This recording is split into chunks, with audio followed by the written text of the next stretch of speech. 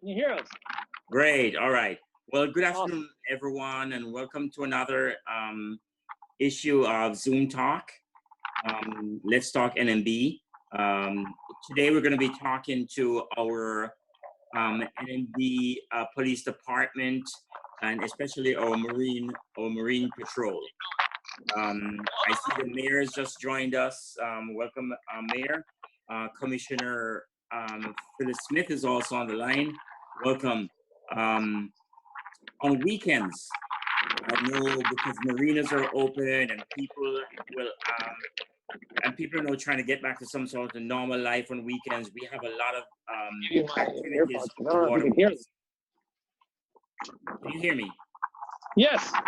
There are a lot of activities on the waterways, especially during the weekends. And I know that our Marine Patrol has been out there doing some spectacular work, having some presence. And today we wanted to just have a conversation with our Marine Patrol to see what it is that they do, how they do it, hear some of the fun stories and the not so fun stories, and the ones where they've had to go up to people and say, hey, listen, this is not permitted. Well, I'm going to turn it over to Chief Hernandez, who is going to introduce his team and speak a little bit about what the Marine Patrol does for North Miami Beach. Chief? Well, good morning, Mr. Manager. Good morning, everybody. Thanks for having us on today. I want to let you know that it is a little bit windy out here. If you see us moving, it's because the dock is also moving.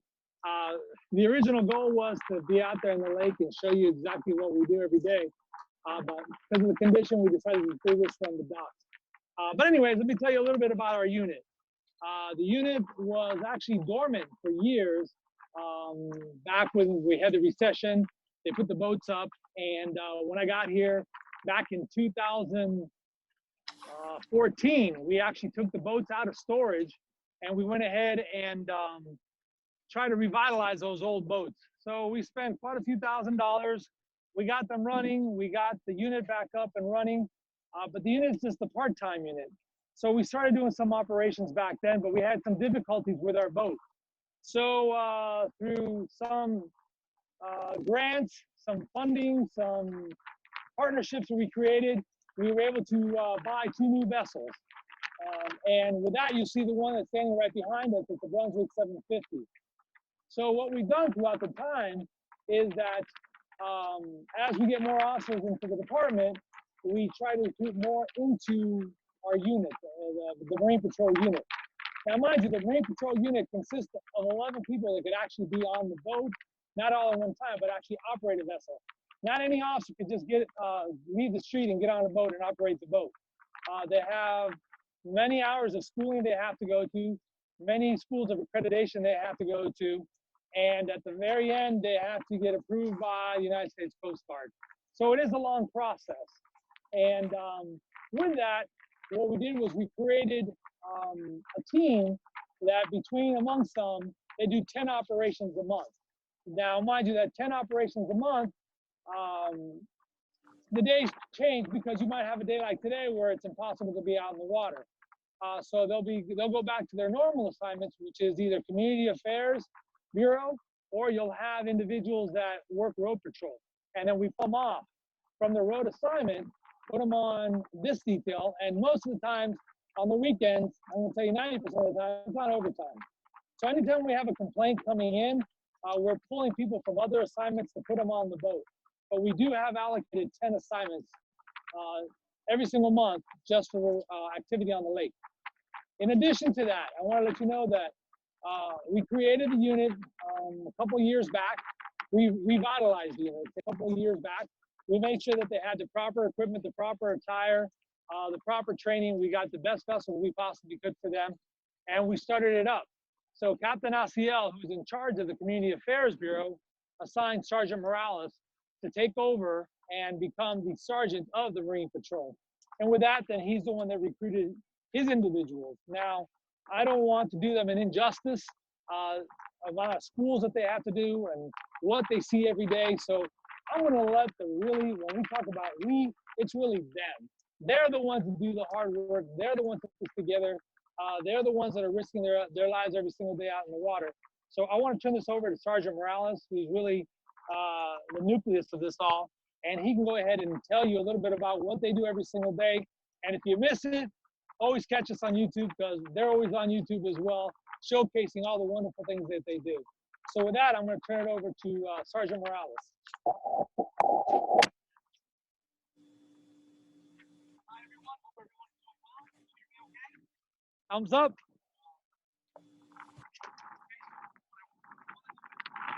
We can't hear him. Oh, No, you can't hear can't hear you. Okay. What I'd like to do is, can you hear me now? Everybody, thumbs up if you can hear me. Yeah, that's fine. You're not coming No, in good. I can't hear him. Hold on a second. Give me one moment.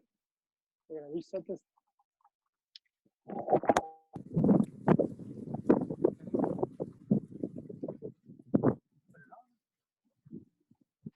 Can you hear me now? Hello? Hello? Can you Yes, guys hear me? it's better, but maybe we could go up a little higher. A little higher. Okay, we'll talk a little louder. Is that Okay, better? that's good, Alex. That's good. Okay, so what I want to do is I want to first discuss a little bit about what entails the training for the officers and what makes a Marine Patrol officer and how we certify them. The first and foremost, they have to take a basic seamanship course hosted by the U.S. Coast Guard Auxiliary. That is a 40-hour course at a minimum, and they must pass with an 80 or above. Upon completion of that course, then they get sent to a boat handling course, also conducted by the Coast Guard. That's where they learn how to drive the boats, maneuver in and out of positions, park it, all the boating basics needed, trailering. After that, then we send them to a search and rescue course, again hosted by the U.S. Coast Guard. They must successfully complete that, and then we send them to a law enforcement Marine Patrol school to learn the marine law and to learn all the ins and outs of marine enforcement out in the water. That all in itself takes almost 6 to 8 months to totally certify an officer. Once they complete that, then they have to come to us, and they get certified by myself or one of my senior officers on how to do boat handling and boat maneuvering and how we conduct business here at Mall Lake and in North Miami Beach. So it is a long process, but it's a process that is worth every second of it, because we want to make sure that our officers are safe, that the public is safe, that everybody feels comfortable and knows that my officers know what they're doing out on the boat. A boat is not like a car. A boat does not have brakes. A boat is very dangerous, has propellers in the water. I got to make sure that we are, and my operators know exactly what they're doing, because when someone needs help out in the water, we're going to be the ones that respond, and we're going to be the ones that are going to be helping them. And I want to make sure that they know what they're doing and how they're doing it. So the training is very important to us. Throughout the year, we host in-house training for my Marine Patrol officers and my dive team. We work in conjunction with our dive team to do search and rescue operations. Now at this time, we set up a table. I want to go over some of the things that are required and suggested on the boat. And I'm going to start from the right and work my way to the left. Over here, these are Class 2 life vests. These are required to be on board, one per person on every boat. Class 2 means that they're for boats. They all have to be U.S. Coast Guard approved.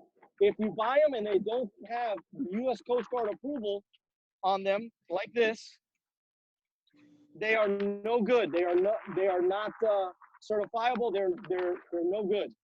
Okay. So Class 2s for boats. Class 3s, which are these. These are for jet skis and personal watercraft. These are a little different. They have straps in the front.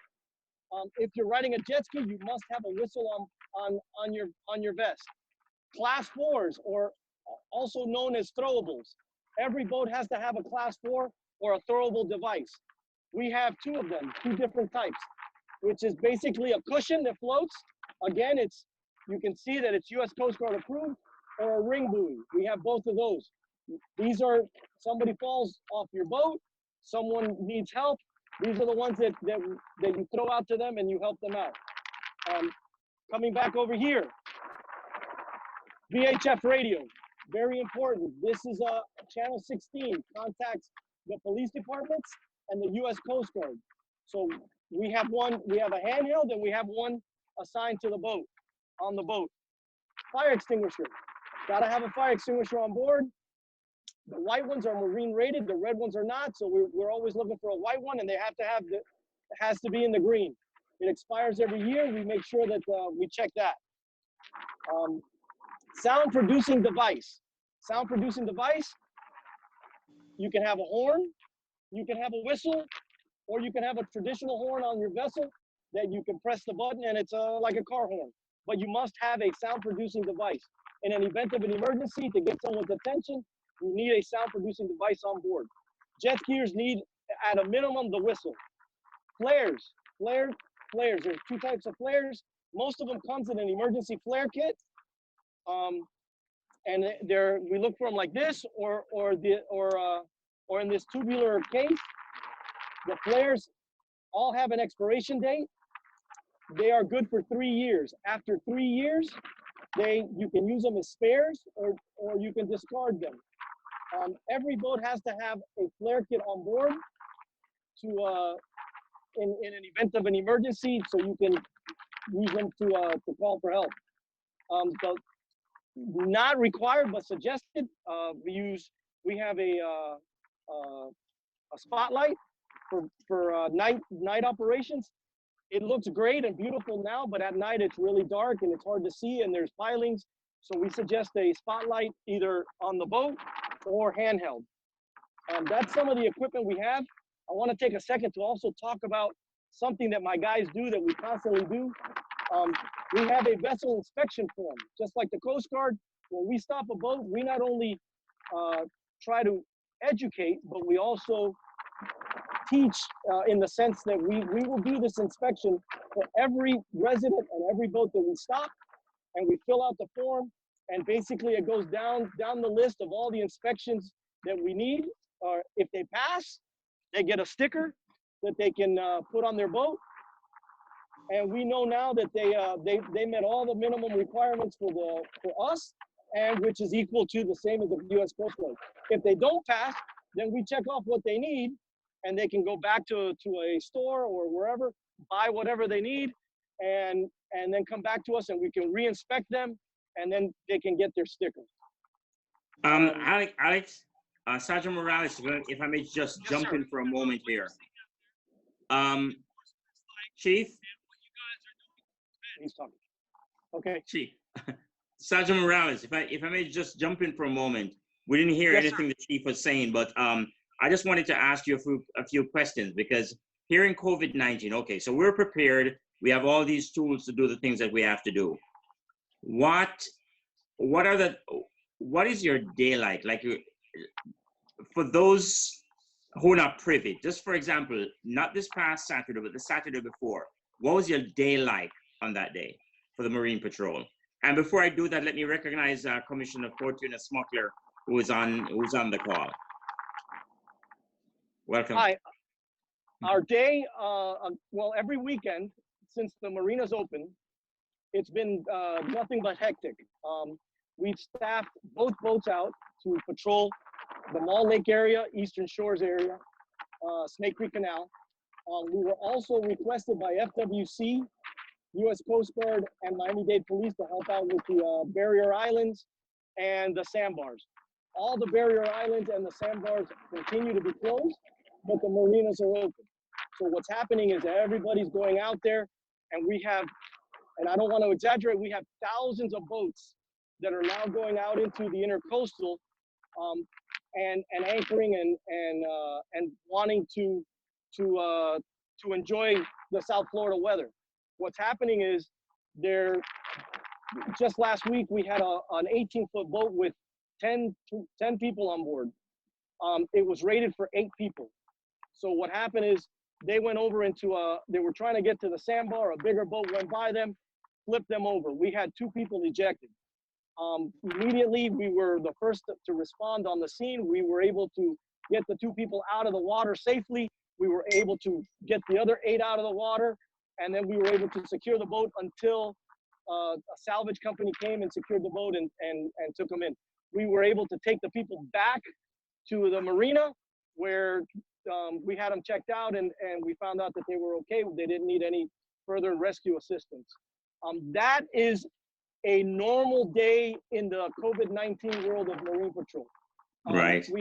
We have jet skiers that are going up and down nonstop, not only in our city, but everywhere in the county, because they just want to get out. They just want to get out and they want to do their thing. Also, the requirements for COVID-19 sanctions is no more than 4 people.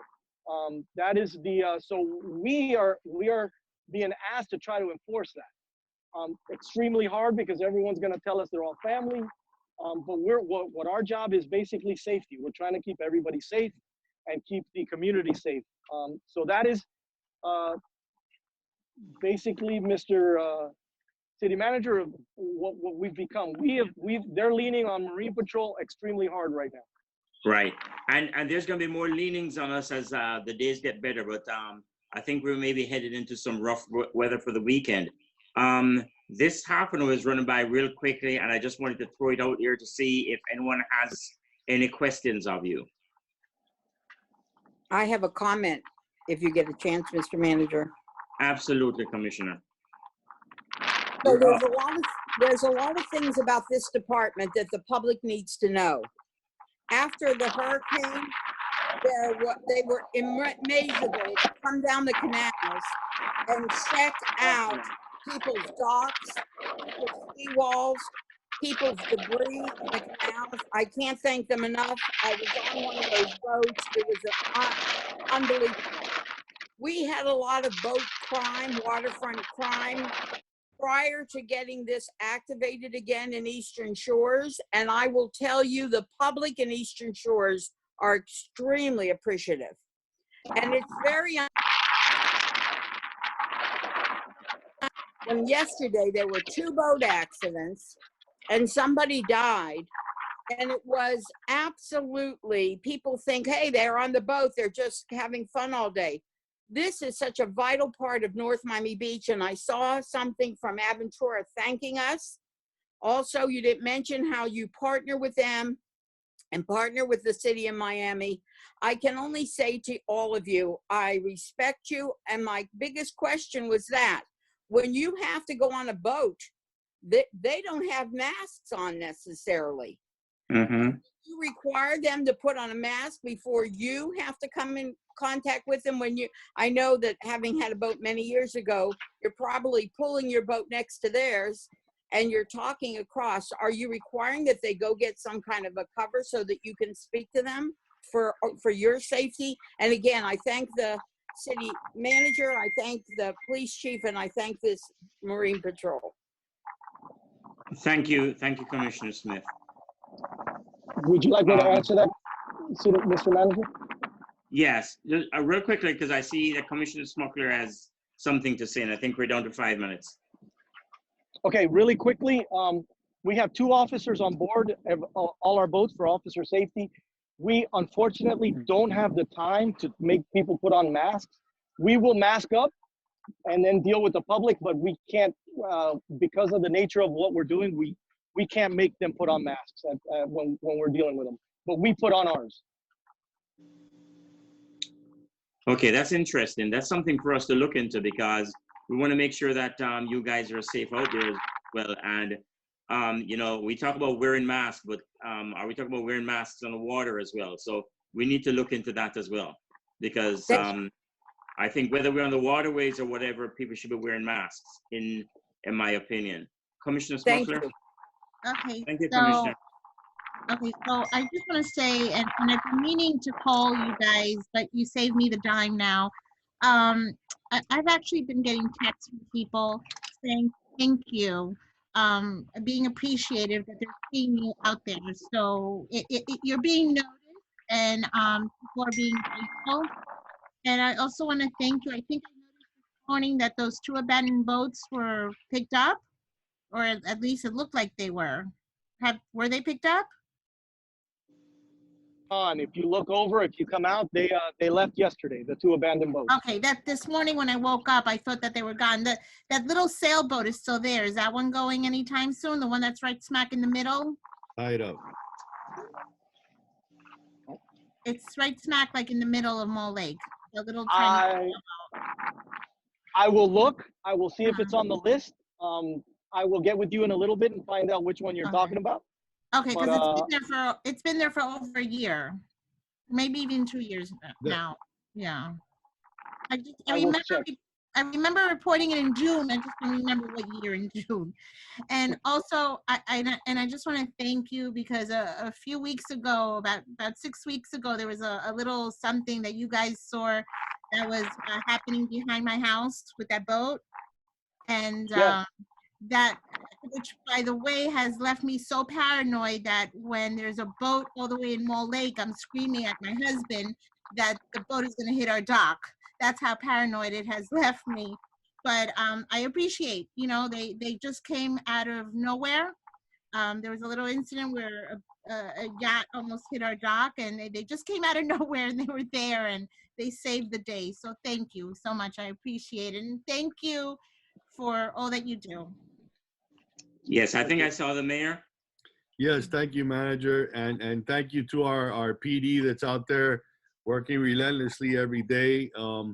They're answering to all the calls, and I'm very grateful to the manager and our police department for really going out there and going that extra mile. I know I also have been in contact with many residents in Eastern Shores. Manager, we've been communicating about and with PD about getting out there and being proactive. So I'm glad to hear as well from my fellow commissioner that she's getting calls too, and that our community is very excited to see that our police department is out there. I know that there was some derelict boats out there. The sailboat that was out there, I was informed, was tied up to a dock for the owner that wasn't there, the sailboat of another sailboat, and it was tied up to the wall. Police department had informed me about that sailboat. I don't know if it's the same one commissioner is talking about. I don't believe so, but there was another one out there for a couple of years that was around there, and they tied that one up. But you guys are out there. You're doing a fabulous job. In reference to the boating, they said about four people per vessel, depending on the size of the vessel. But we want to make sure everybody takes the precautions, and the least people out there, the better right now.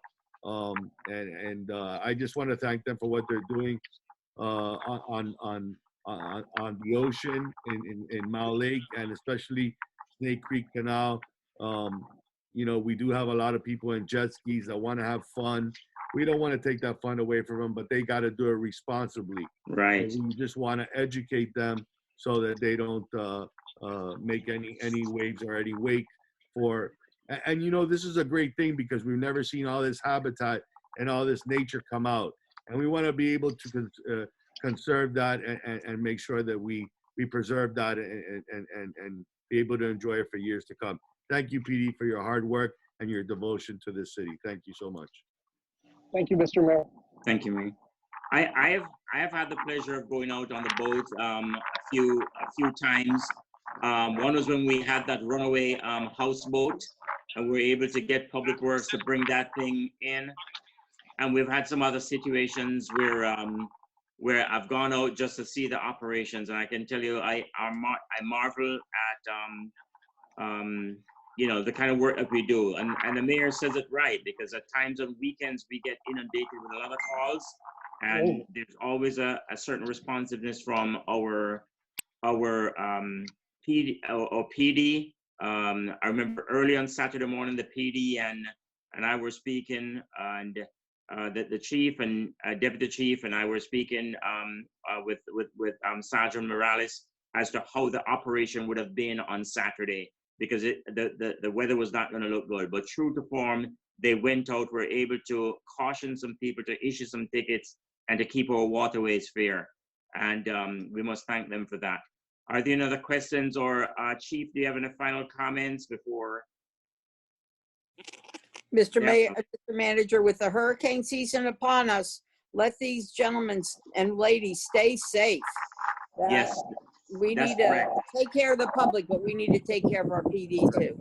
Mr. Manager, if I may, I wanted to go ahead and just give a thanks out so everybody knows. Give Marina Palms, our police boats are out there. We got a dock that was given to us for free for use for our police department. Again, thank you to that wonderful development for making sure that we have a boat in the water, and within 5 to 10 minutes we can get out to any call. Okay, thank you, Mayor. That's true. Chief, have any final things out that you want to add? Can you hear me, Mr. Manager? Yes, we can, sir. Ah, good. I've had a hard time with the wind. I just want to thank everybody, and thank you, Mr. Manager, Mayor, Commissioners, for your support. You can see all the hard work that these guys do every single day. It's a big group of people that put this together, but without them, there's no way that we could be enforcing all the marine laws out here and really keeping people safe on the waters. And like Sergeant Morales says, this is a community that loves to being on the water, whether it's on the Snake Creek Canal or here in the Mall Lake or using the Intercoastal, just enjoying South Florida. Somebody has to be in the water to keep them safe, and these guys do it every single day. And I want to thank you, and again, the Mayor and the Commission, just for allowing us to be able to do that. Okay, thank you, Chief. So there's a magical number for the day, in census, and we're at 50.7. We're inching up to 51%. And tell you what, we haven't yet finished. I mean, Edenia has some great stuff that we have planned, where we're going to be hitting those neighborhoods. We're going to be going on our feet into neighborhoods to get these numbers up. We're looking to be run about 90%, which means we would have hurdled it and be clear. And we've set the goal at 90, but guess what? We want to go all the way, and we're not going to rest until we're finished with that. I just want to say, as a point of privilege, that this Let's Talk NMB came out of a situation that we know that people were going to be sheltered at home, maybe wanted to do something different. Of course, the soap operas were reruns, so we figured, why not educate the community? Why not find out how they're doing in this COVID-19 environment? And so that's how we started this. I wanted to also, as a point of privilege, just to let everyone know who may be watching this or may have someone who inquires of this. This is not a half an hour that we've put into our day and then we go to lunch thereafter. This committed team that I have in North Miami Beach, this management team, is on this for support, but also to learn about other areas of the city that probably they don't know as much about as they should have. So this is a learning environment for us as well, to find out what the other team members do. And after this, guess what? When we hit the LEAF meeting, it's back to work. It's not leave this meeting and then we go to lunch. We don't. I want to thank this committed group of employees who are on here listening and learning. And of course, how could we do this without the commitment of our mayor and commission for everything they do, including making sure that 2 new vehicles are on our waterways to keep the residents safe. Thank you, mayor and commission, for all you do. And thank you for enabling us to do this Zoom talk, because guess what? It's an opportunity just to learn more about who we are. So I thank you very much. And I'll see you tomorrow. We're going to have NMB PAL program on. You know, the great stuff that they're doing. And then we're going to be followed by some guy called Water Drop from NMB Water on Friday. Looking forward to see you there. And most importantly, those numbers are going up in census. Have a wonderful day. Have a wonderful day. Bye-bye. Be safe, everyone. Be safe. That's right, Commissioner Smith. Most importantly, be safe.